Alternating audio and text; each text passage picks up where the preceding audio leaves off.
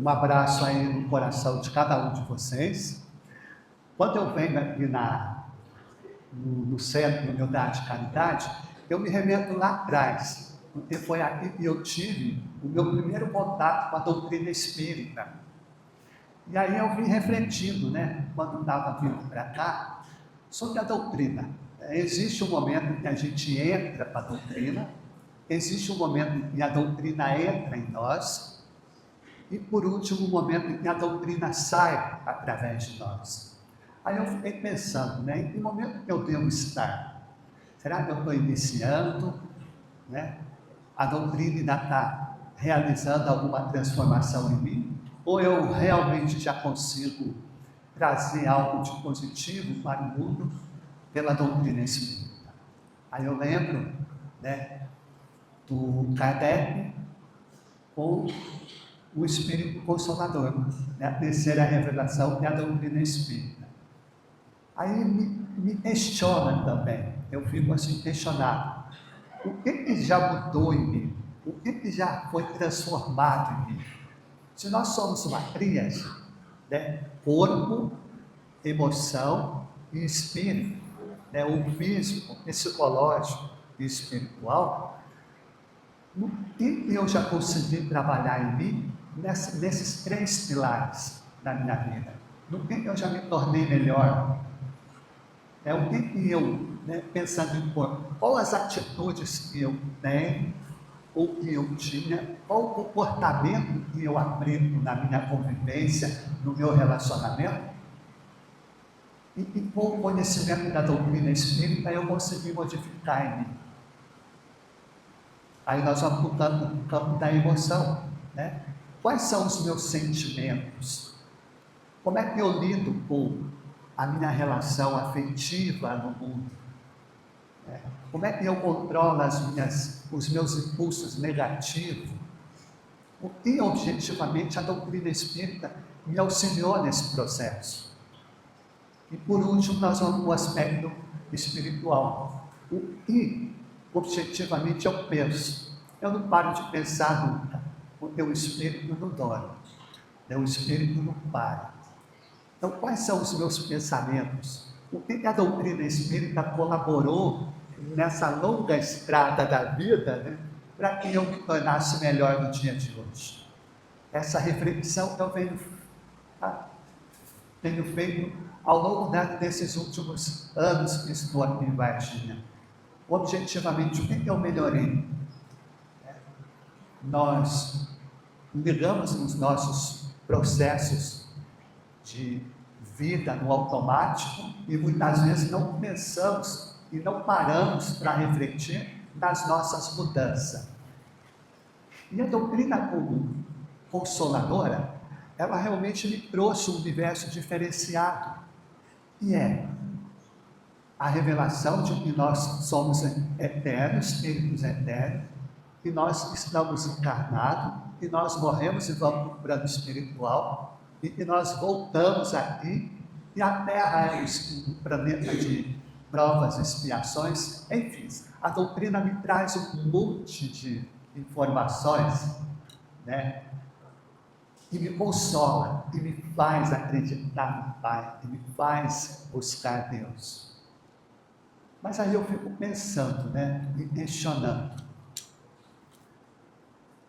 como é que eu atuo no mundo? Como é que nós atuamos no mundo? Não basta eu apenas conhecer a doutrina, eu preciso viver a doutrina.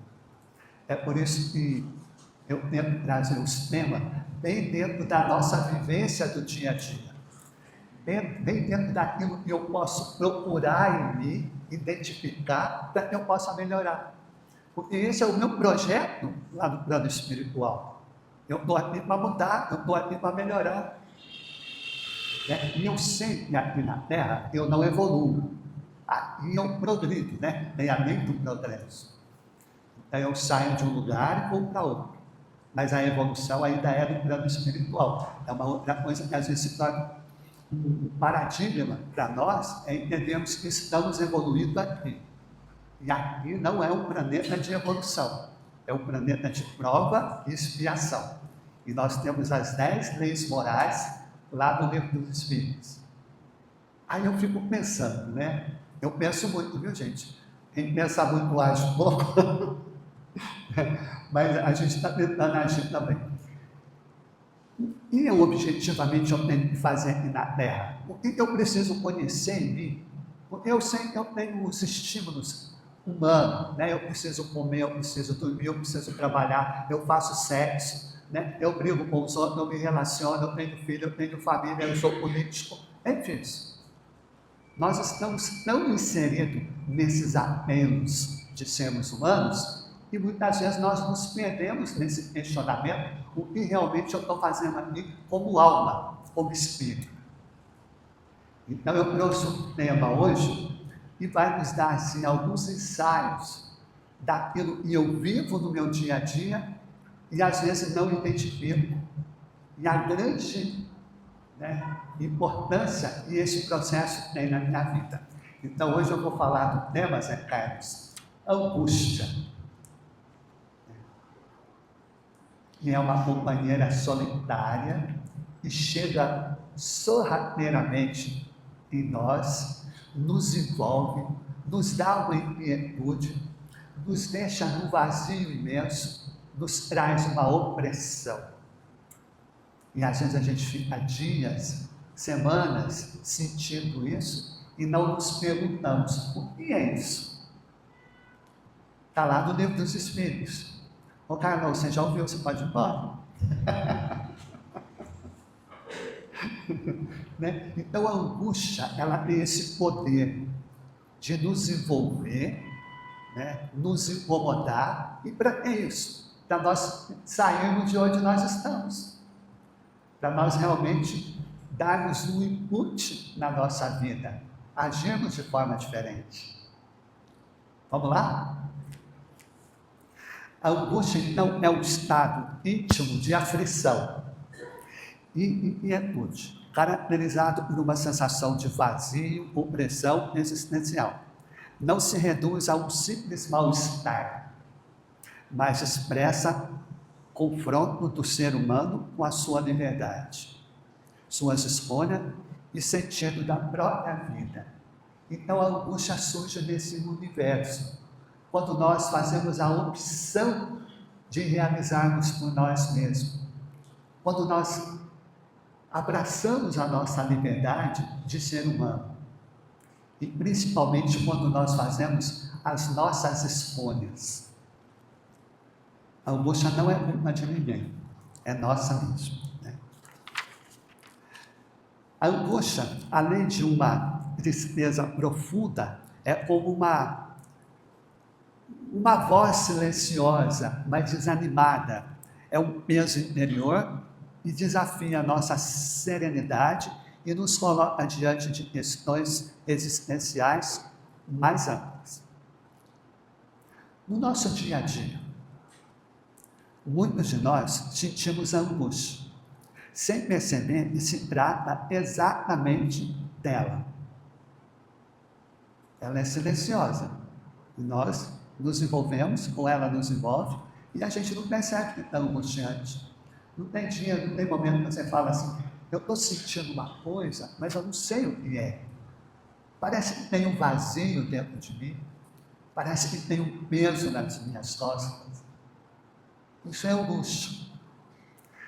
E olha que interessante, nós nascemos acompanhados pela angústia, crescemos sobre sua presença, vivemos com ela nossa jornada e ao desencarnarmos, nós levamos a angústia conosco. Vocês sabiam disso? Está lá no Livro dos Espíritos. Depois eu vou falar de onde está. É como uma sombra, né? A angústia é como uma sombra silenciosa e nos segue, lembrando-nos de que a existência é feita de desafio, escolhas, aprendizados e transcendem a nossa matéria. E na visão espírita, qual é a visão de Kardec da angústia? Como os espíritos passou esse essa mensagem para nós sobre a angústia. Segundo Allan Kardec, a angústia não é apenas um estado de mente, não é na nossa mente, mas um reflexo da nossa alma em desequilíbrio. É por isso que é difícil a gente perceber a angústia, porque geralmente nós percebemos muito bem o nosso corpo, estou com dor na perna, estou com dor na cabeça, estou com dor no dente, meu estômago está embrulhando. E como a angústia é um processo da alma, nós demoramos um pouco para identificá-la. Nós começamos a identificá-la quando ela começa a somatizar em nós. Nós vamos falar disso aqui na frente. Pode nascer de nossas próprias escolhas, do peso das nossas responsabilidades espirituais, ou mesmo da influência de outros espíritos sobre a nossa vida. Contudo, longe de, olha que bacana isso, longe da angústia ser apenas sofrimento, a angústia também é um convite ao despertar. Ela nos mostra a necessidade de buscar a luz, elevar os pensamentos e fortalecer a nossa fé. Quando a gente fala de fé, né, pelo menos eu acho tão complexo a gente chegar no nível de ter fé, né, porque a maioria das vezes eu me pego crendo, né? Eu tenho crença, eu acredito. E fé, como é que funciona a fé? É um outro trabalho que eu estou elaborando, porque nós temos que entender o mecanismo da fé para a gente conseguir ter fé. Porque desde criança a gente não é levado, ó filho, tenha fé, ó, vamos ter fé em Deus, vamos ter fé. Então ficou como uma âncora positiva para nós, mas ninguém nos mostra o caminho de como ter fé. Né? Para ter fé, o mecanismo é esse. Você tem que fazer esse movimento mental, você tem que ter uma atitude positiva. Né? E nós buscamos a fé quando, gente? E olha, nós buscamos a fé. É quando está tudo ruim para a gente, não é? Fora isso, eu nem lembro de fé. E o momento em que a gente não está bem, não adianta a gente nem orar e nem querer ter fé, porque a gente não está equilibrado para isso. É por isso que quando eu não estou bem, Zé Carlos, ora aí para mim, porque eu não estou conseguindo orar, entendeu? Mas nós não fazemos esse movimento, a gente fica naquele sofrimento, né? Começa uma oração, de repente está no meio, já pula para outra, não é mais ou menos assim? A gente não consegue fixar o pensamento, porque nós estamos em situação de sofrimento. Né? Enfim, né? A angústia, diante da afirmação dos Espíritos, nós somos capazes de tornar em luz a nossa angústia, conduzindo-nos ao progresso e à serenidade. Aí eu pergunto aqui, alguém aqui já sentiu angústia? Aí eu vou perguntar de novo a pergunta mais correta. Alguém aqui não sentiu a angústia da vida?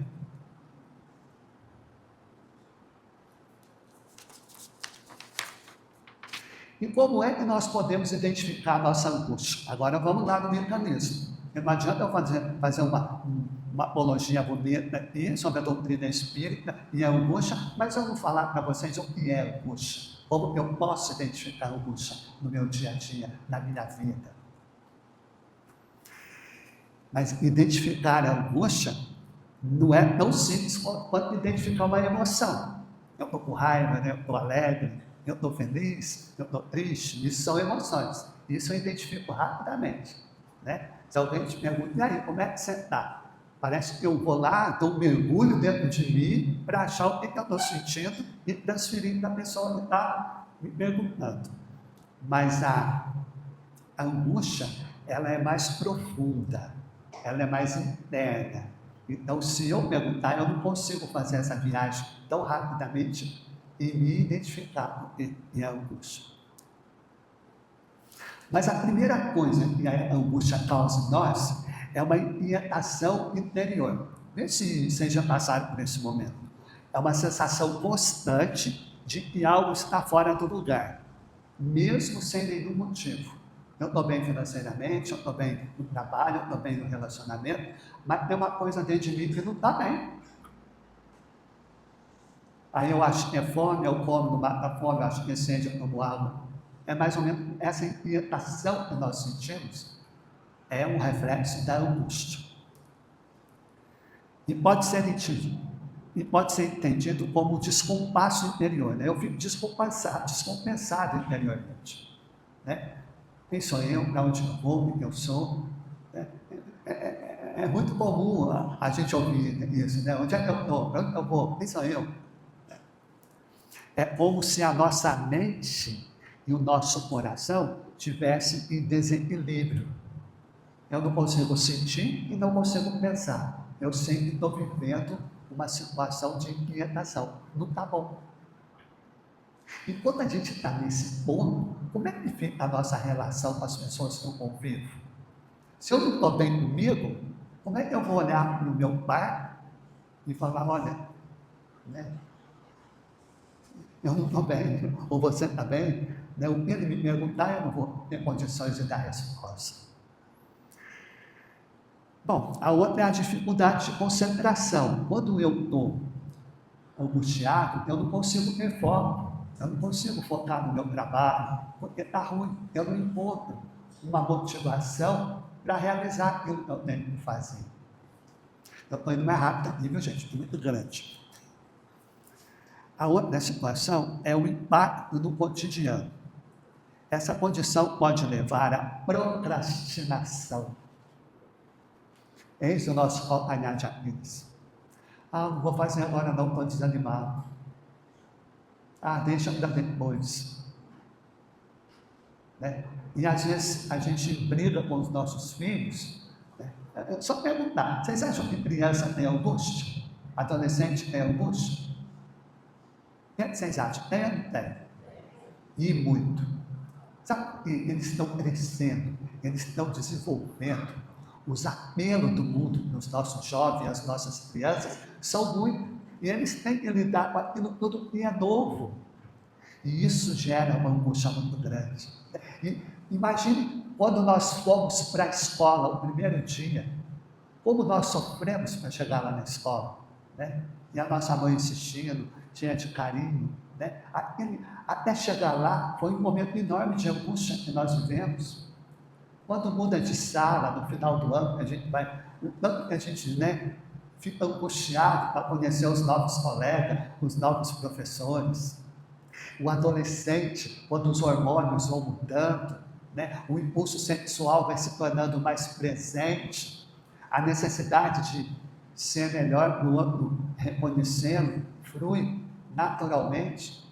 Olha a angústia que o adolescente passa. E às vezes nós pais não entendemos isso, né? E já passamos por esse processo. E a gente precisa ter esse cuidado de não querer fazer com que os nossos filhos pensem e agem com a nossa idade, porque eles estão em idade diferente. Legal isso, né? Então, na visão espiritual, esse estado de pai cotidiano, às vezes também confunde com a presença de outros espíritos na nossa vida, né? Que nos faz, né, sentir mal, enfim. Os espíritos, eles acabam, né? Como é que chama, gente? Se misturando com as nossas mazelas, né? Ninguém atrai um espírito mal, é o mal que existe em mim e atrai um outro espírito, não é isso? E a sensação de vazio? Eu acho que a angústia que nós identificamos mais rápido é essa sensação de vazio. Né? É como se faltasse algo essencial, né? Uma ausência difícil da gente nomear, mesmo quando tudo está legal, está bacana. E a opressão? Como é que funciona? É a percepção de um peso invisível, né? Um peso nos ombros, né? E eu fico, né, não fico me sentindo bacana. Não tenho disposição. Né? Vocês já sentiram isso, gente? Né? Fuga da responsabilidade. Deixamos de assumir o quê? Os nossos compromissos, adiamos decisões importantes. A gente estava falando disso aqui agora há pouco. Né?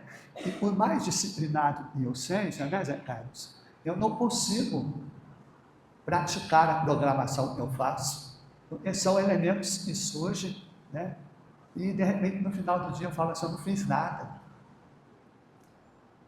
Isso ocorre de uma forma muito persistente na nossa vida, no nosso dia a dia. E aí também vem, gente, né, a sensação das angústias. Como é que nós sentimos a angústia no corpo? Porque o primeiro lugar que a angústia se manifesta é no nosso corpo. E quanto maior o corpo, maior a sensação, né, da angústia. Mentira, viu, gente? Não é não. Tá? Olha, primeira coisa, é um aperto no peito. Alguém já sentiu isso? Um aperto no peito. Você levanta com aquela sensação de aperto no peito, você não sabe o que está acontecendo. Sensação de nó na garganta. Né? Parece que você está com alguma coisa presa na garganta. Respiração curta. Cansaço sem uma causa aparente. Você já viu que adolescente está cansado o tempo todo? Tudo que você pede para o adolescente, ele fala, estou cansado. E a gente tem vontade de dar um tapa nele, porque ele não fez nada de inteiro. Ele não fez nada de inteiro. Concorda? Mas ele está angustiado. Então ele quer fugir, ele quer deitar, ele quer dormir. O adolescente só não dorme na hora que precisa, vocês já perceberam? Mas ele gosta de dormir de dia, de tarde, de manhã. Mas à noite ele gosta de quê? De ficar no celular. Boca seca, ou estômago embrulhando, tensão muscular, principalmente nas costas e no pescoço. E no campo mental, como é que a gente percebe a angústia do nosso campo mental? São pensamentos repetitivos. Eu fico com uma preocupação que não sai de mim. É uma coisa que eu vou resolver amanhã, mas eu fico desesperado. Quantos de nós não dormimos por conta da angústia? No nosso comportamento, a gente fica impaciente, fica irritado, com qualquer coisa. Tem dificuldade de concentração, a procrastinação novamente, come demais ou come de menos. Se eu como muito, eu emagreço, né? Não, eu engordo, né? Se eu como pouco, eu emagreço. Tá? E eu fico buscando distração constantemente. Aí eu fico muito tempo na televisão, eu fico muito tempo no sofá, eu fico muito tempo na cama, eu fico muito tempo no carro. E nós queremos distrair o nosso processo de corpo. E no convívio social, como é que a angústia se manifesta? Sensação de solidão, mesmo estando no meio das pessoas. Nós falamos sensação de vazio, agora nós estamos falando sensação de solidão. Cadê o povo dessa casa? Está todo mundo lá alegre, feliz, e eu me sentindo solitário.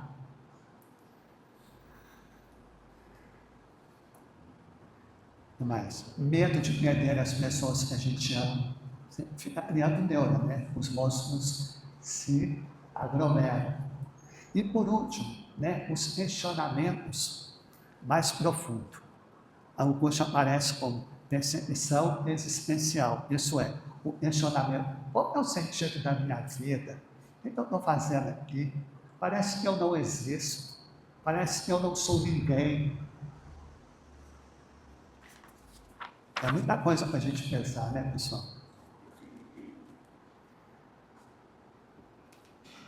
Vamos lembrar aqui, e na questão 220, A, B, C, D, e a questão 922, o Kardec fala muito sobre a angústia, não com o nome angústia, mas ele fala das aflições nossa aqui na Terra. E cada vez que ele fala sobre as aflições, ele fala da importância dela na nossa vida, o quanto essa dor pode se tornar luz e crescimento para todos nós. Na pergunta 943, olha que legal aqui. Kardec coloca assim os espíritos: de onde nasce o desgosto da vida? Esse termo desgosto a gente ouve falar em casa, né? Nossa, eu estou desgostoso da vida, parece que eu quero morrer, eu não quero viver. É mais ou menos assim, né? e sem motivos justificáveis se apodera de certos indivíduos. Aí os espíritos respondem assim: olha, isso é falta do que fazer. Um sujeito sem fé, sem trabalho, sem atividade, ele vai se sentir angustiado. Aí nós temos aí um ditado antigo, eu vou falar isso, vocês vão completar. Mente vazia? É isso. Aí eu começo a gerar os meus monstrinhos. Aí vamos ver como é que a gente faz isso no dia a dia. Olha. Eu acordo bem, eu deito bem, estou bacana, estou legal, e acordo mal. Eu levanto mal-humorado, chateado, querendo brigar com o mundo, sabe? O jogo, enfim. Eu dormi e levanto péssimo, com mau humor imenso. Então isso pode ser uma angústia dos meus relacionamentos lá no plano espiritual. Tá? E na hora que eu acordo, isso vem somatizado no meu corpo. E é muito comum, né, gente? E às vezes acontece o contrário, né? A gente deita muito mal e levanta muito bem, né? Porque nem as visitas bacanas que a gente faz lá, né? Mentir para alguém que eu gosto. Gente, nós fazemos isso o tempo todo. Aí depois que a pessoa sai, você fala, muito arrependimento. Vai lá e pede perdão, mas não peço. Eu sinto aquilo, né? Aí depois eu esqueço. O tempo passa. Quem recebe, não esquece. Quem faz, deleta, né? Agir com egoísmo. Isso aqui é muito difícil, viu, gente? Eu quero levar vantagem em cima de todo mundo, das pessoas que eu amo, das pessoas que eu não gosto. Então, isso gera uma angústia em nós. Tomar decisão por interesse material também, né? E tratar alguém com respeitência, com dureza. Até com o filho, quando a gente maltrata ele, né? A gente depois fica angustiado. Então, é um somatório de situações que acontecem no nosso dia a dia que me faz sentir angustiado. Aí vocês devem estar perguntando, mas tudo que eu faço então tem angústia? Tem. E por que tem angústia? Porque eu estou aqui para progredir, eu estou aqui para melhorar. E o dispositivo é para isso, para me chamar a atenção, para eu diluir aquilo que eu estou vivendo de forma errônea, de forma contraproducente. É difícil. Aí eu vou trazer para vocês. Vocês já leram o livro lá, O Céu e o Inferno? Vocês já viram que lá os espíritos, né? Chega na mesa mediúnica e o Kardec faz o quê? Ele vai interrogar esses espíritos. Então, olha a presença da angústia depois da morte. Porque a angústia que a gente não resolve aqui, nós vamos levar para onde? O plano espiritual.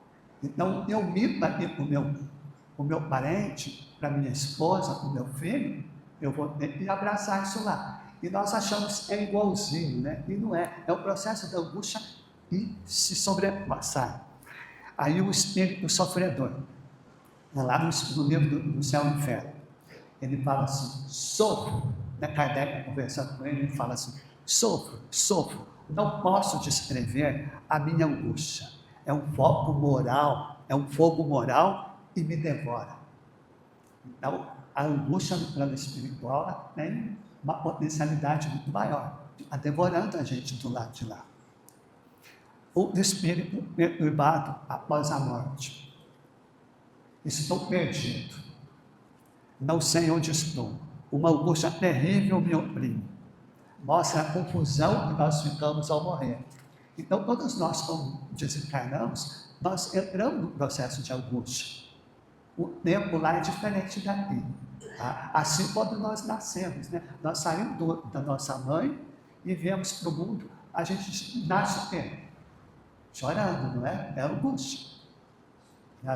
E tem criança que chora até os 2 anos. Eu tinha uma sobrinha que dá vontade de jogar na rua. Tanto que chorar. Dia e noite, não parava. Angustiado, né? O que eu vou fazer aqui? Né? Aí vem aqui um criminoso arrependido. O remorso é incessante. Essa agonia não me deixa. Eu revivo sem cessar o mal que eu fiz. Lembra que eu falei aqui? Peça perdão pelas ofensas que nós causamos no outro. Quando nós o fazemos, nós somos reprimidos pela angústia, porque nós não nos sentimos muito bem. Mas o orgulho vem e fala, deixa isso para lá, não pede não. Mas nós devemos refazer sim, para a gente não ter que levar lá para cima. E o espírito endurecido. Esse aqui é igual nós espíritos, tá? Não sofro, eu não sofro. E nós espíritos sempre falamos assim, está tudo bem, está tudo na paz. Mentira. Né? A gente está sofrendo. Então, de vez em quando, a gente precisa abrir o bico, né? Cara, eu não estou bem. Não estou legal. Então, esses espíritos endurecidos, e nós temos muitos companheiros que são endurecidos, eles não querem sair de onde estão. São angustiados, realmente. Qual é a explicação de Kardec? Kardec resume a origem da angústia assim: a punição está na própria consciência do culpado. Eu já falei aqui sobre o despertamento da mente? Não? Falei sobre as ideias, as crenças, as imaginações. É um trabalho muito gostoso. Eu gosto muito de falar sobre ele. E a vontade conversa ou com a minha consciência, que é o despertamento da minha mente, ou com o meu ego. Quando a vontade é servir o meu ego, é onde eu estou no mundo, é onde eu erro. E quando a vontade ela conecta com a minha consciência, é onde eu acerto. Porque na minha consciência está a semente de Deus, as leis morais. Então, a angústia, segundo o Espiritismo, é um eco da minha consciência, um despertar da alma, um convite à transformação. Ela não é punição eterna, é processo de reajuste. A maior dor do espírito não vem de fora. A nossa maior dor não vem de fora, mas de encontrar-se consigo mesmo sem paz. Vamos refletir sobre isso, né? E às vezes a angústia é confundida com depressão. Tá? E aí tem tratamento médico, tem tratamento psicológico, tem tratamento espiritual. Então eu tenho que ter cuidado se eu não estou no processo de depressão, e na realidade é uma angústia. Eu preciso resolver aquilo espiritualmente. Né? E tem tratamento espiritual para angústia? Vocês acham que tem? Tem. O Kardec coloca oração e meditação, evangelho no lar, passe magnético, estudo das obras espíritas, caridade a serviço do próximo. Fazemos isso usualmente. Então nós já temos a receita de como compilar a nossa angústia. Identificamos o processo, nós vamos procurar ajuda. Porque se isso vai se perpetuando em você, aí você cai no processo de somatização, entra na depressão e precisa ir para o médico. Aí vem a medicação oral. E é boa? É. Tá? Então, a angústia é um sinal de que estamos vivos. Essa é a boa parte, viu, gente? A angústia é um sinal de que nós estamos vivos, atentos e em movimento. Ela nos lembra que o caminho não está pronto, mas está aberto. Não é um inimigo a ser derrotado, e sim uma força a ser transformada. E cada um de nós saia daqui hoje, né, entendendo que a angústia não nos paralisa, ela nos convoca a uma melhora, ela nos convoca a uma transformação. Convoca para criar, para escolher e para ousar. E possamos então transformar a dor em potência, o vazio em possibilidade, a inquietação em coragem. Porque é justamente na angústia que nasce a grandeza de ser humano. Então a angústia faz parte da nossa humanidade. É a proposta dos Espíritos para nós. É a nossa bússola. Bem-aventurados aflitos. E a angústia é a aflição da nossa vida. E temos que ter cuidado, porque o tempo todo nós somos visitados por ela. O que não pode é nós permanecermos nela. Boa noite.